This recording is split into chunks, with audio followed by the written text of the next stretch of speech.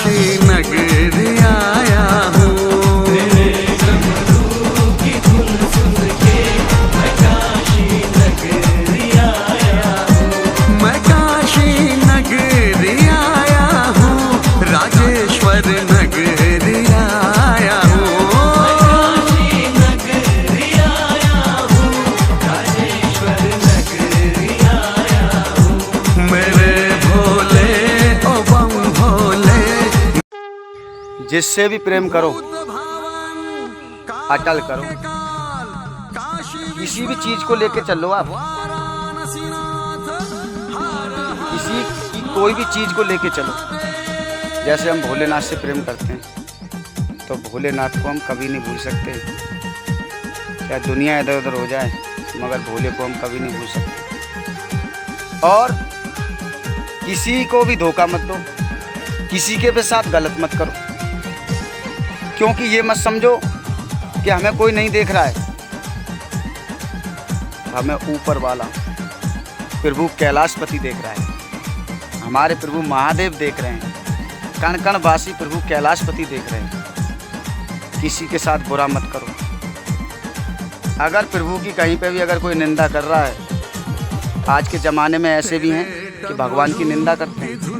अगर कोई भगवान की निंदा कर रहा है, अगर तुम पे है तुम्हारे पास सवाल जवाब देने के लिए, तो आप उसको ठोक के सवाल जवाब दो।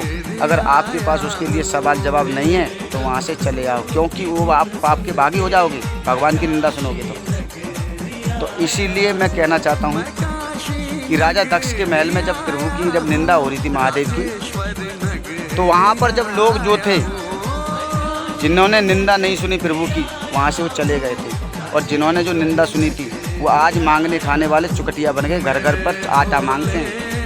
उनको आश्राप दिया था। तो यही कह रहा हूँ, प्रभु भोलेनाथ की निंदा किसी के बस में नहीं है जो करते। ब्रह्मा विष्णु में भी इतना साहस नहीं है। क्यों? क्योंकि जब पार्वती की जब शादी हुई थी तो उसमें एक झूठ बोलना रह गया था, तो कहा कि उसमें ये कहना पड़ेगा कि प्रभु की निंदा करो तभी ये शादी संपन्न होगी। तो ब्रह्मा जी से कहा कि प्रभु की निंदा आप कीजिए। तो ब्रह्मा जी ने कहा अरे हमारे इतना साहस नहीं है जो हम प्रभु महादेव की निंदा करते हैं, हमारी बस की नहीं है, और किसी को देखो। विष्णु जी से कहा तो विष्णु जी ने कहा भाई हमारे बस की नहीं है, हम नहीं कर पाएंगे निंदा प्रभु महादेव की, हमें थोड़ी इसमें जाना है। तो फिर बोलो कौन करेगा? कि प्रभु स्वयं अपनी निंदा स्वयं करेंगे। तो प्रभु महादेव अपनी स्वयं निंदा कर सकते हैं, उनकी निंदा करने वाला कोई पैदा नहीं है। तो भैया छोटा सा भक्त हूँ प्रभु महादेव का, और प्रभु महादेव ही ये संसार में हैं और उन्हीं के हम सब बच्चे हैं। जय शंकर महादेव। भैया ये बताइए सब भक्तों से मैं यही कहना चाहता हूँ, किस किस के पास भोले के लिए समय है? जिसके पास भोले के लिए समय है तो सब चीज़ आपके लिए आधीन हो जाएंगी। मृत्यु का भय नहीं रहता है, काल भी प्राण निकाल नहीं सकता है।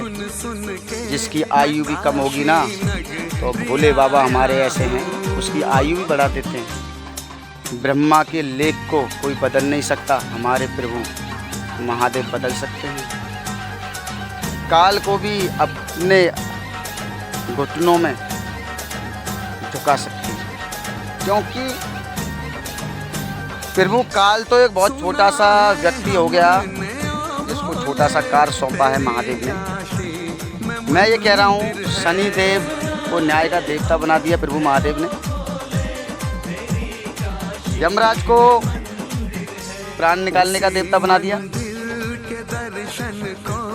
संसार में जितने भी हैं सबको एक ना एक पद दिया है। जैसे इंद्रदेव हो गए, सिंहासन दिया। जितने भी अपने संसार में हैं सबको प्रभु महादेव ने कुछ ना कुछ दिया है, क्योंकि भोले बाबा की तपस्या से दैत्यों ने की, शुक्राचार्य ने भोले बाबा की भक्ति की तो संजीवनी विद्या पाई जो पुनः जीवित कर देती थी। तो भोले बाबा हैं तो हमारे मृगछाला पहनने वाले, मगर जो उनकी घोर तपस्या कर लेता है ना, तो वरदान बहुत जल्दी दे देते हैं मेरे प्रभु महादेव। उन्हीं का एक छोटा सा भक्त हूँ। यही है मेरे महाकाल। महाकाल रूप मेरे प्रभु के अनेक हैं। कण कण में मेरे भोले बाबा का वास है। पत्ते पत्ते में मेरे भोले बाबा रहते हैं। ये हवा भी चलती है ना, ये हवा भी चलती है तो मेरे प्रभु के बिना नहीं चलती। मेरे प्रभु वो कर सकते हैं जो कोई संसार में ना कर सके। जब विष निकला था समंदर मंथन में से, समंदर मंथन में, तो कोई आगे नहीं आया था। हमारे प्रभु महादेव आए थे। महादेव ने पूरी सृष्टि बचाने के लिए वो विष कंठ में रखा था। तो है ना मेरे प्रभु कितने दयालु। देखो मेरे प्रभु नहीं है, हम पूरे संसार में सबके ही प्रभु महादेव हैं। तो मैं सबसे यही कहना चाहता हूँ कि भैया प्रभु के लिए समय निकालो। गणपति महाराज बैठाने वाले हैं। 7 दिन के लिए गणपति महाराज बैठेगा। जिस पे जैसा सहयोग बन जाए वो प्रभु गणपति के लिए अवश्य करें, क्योंकि प्रभु गणपति महाराज अब की बार हम ला रहे हैं मूर्ति स्वयं रूप महादेव का है। उनका स्वयं रूप महादेव का है, क्योंकि महादेव से ज़्यादा प्रेम करते हैं ना। तो हम चाहते हैं कि गणपति में भी हमें महादेव दिखें, क्योंकि जो जिसको अपने एक बार दिल से मान लेता है ना वो कभी नहीं भूलता। मैंने प्रभु को अपने दिल में बसा रखा है, तो उन्हीं की याद आती है। और एक बताऊँ आपको कि अगर मैं भूल भी जाऊँ तो मुझे भक्त नहीं भूलने देते हैं। एक ना एक दिन भक्त आ जाते हैं तो महादेव की बात छिड़ी जाती है। भैया महादेव, मैं बहुत खुशकिस्मत हूँ जो महादेव का मुझे प्यार मिला। आज 16 साल हो गई और 16 साल से मैं भाई भगवान की भक्ति कर रहा हूँ। मैं ये चाहता हूँ आप लोग भी ज़िंदगी भर प्रभु महादेव की भक्ति करें और उस पर विश्वास करें, अटल विश्वास करें, क्योंकि प्रभु तो ये ऐसे हैं कि तुम्हें बहुत कुछ दे सकते हैं। हर हर महादेव। फिर से आया हूँ मैं बेलपत्र तोड़ने के लिए महादेव के लिए चलकर, और महादेव के लिए समय अवश्य निकालो, क्योंकि हम जो हैं महादेव के लिए सावन के महीने में पूरा महीना बेलपत्र चढ़ाते हैं। बेलपत्र चढ़ाने से सब कुछ मिल सकता है। गलती से भी अगर बेलपत्र शिवलिंग पर चढ़ जाता है तो फिर वो जल्दी से जल्दी प्रसन्न हो जाते हैं। क्योंकि मैं फिर सब भक्तों से यही कहना चाहता हूँ कि जितने भी भक्तगण हैं प्रभु के लिए टाइम दें, क्योंकि जब हमें संसार में प्रभु ने भेजा है तो हमें भी उनके लिए टाइम देना चाहिए। क्योंकि टाइम पैसे तो किसी के पास है नहीं। हर इंसान पैसों के पीछे या किसी काम के पीछे भाग रहा है, मगर जो जल्दबाजी के जो काम होते हैं वो कभी काम बनते नहीं हैं। और जो प्रभु की भक्ति से, सहनशीलता से, प्रभु का ध्यान कर कर अगर कोई काम करो तो काम होता है। तो भाई लोग आपको दिखाता हूँ कि ये बेलपत्र हैं यहाँ पर।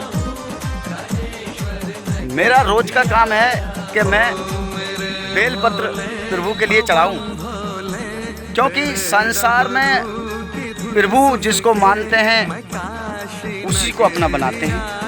भक्तगण लाखों की संख्या में जुड़ जाते हैं या हजारों की संख्या में जुड़ जाते हैं। अब कितने दिन तक गुरु जी के पास रहेंगे? 1 महीना, 6 महीना, 1 साल, 2 साल, 5 साल? भगवान कितने दिन तक गुरु जी के पास रखाएंगे? अगर भक्त कोई गलती करता है या उसके दिल में विश्वास नहीं है या वो ये नहीं जानता कि प्रभु से हमें क्या मिल सकता है, तो उसको प्रभु जल्दी से जल्दी मक्खी की तरह निकाल के फेंक देते हैं।